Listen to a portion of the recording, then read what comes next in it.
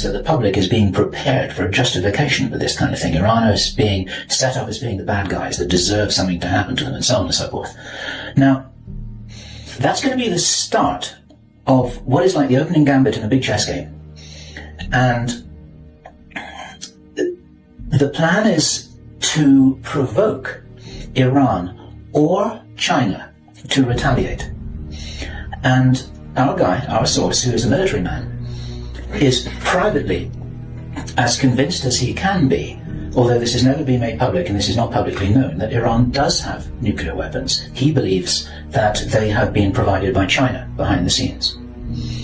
And all of this is intended because it's all right with these controlling forces that Iran has nuclear weapons, because they want them to be used.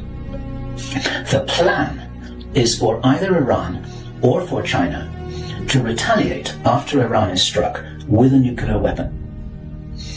At that point, there will be a limited nuclear exchange in the Middle East, followed by a ceasefire. He heard this being planned in this meeting. This is being choreographed. It's like the script for a movie. This is exactly what's intended to happen. And in this rollout of this crazy scenario, where it is intended that there will be a limited nuclear exchange in the Middle East, the idea is that as the world looks upon this with horror, then they will demand from their governments that there are heavy controls over travel, over communication, over people who meet, over people who protest in the streets. They want to make sure that they don't have crazy bombers on aeroplanes, crazy bombers in the shopping malls.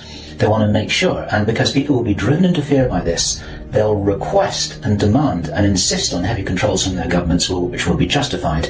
And this is where you're going to kind of get the martial law situation in all the Western countries. It's intended as a justification. All of this is just the start of something, because the story gets much bigger, and it's pretty horrifying.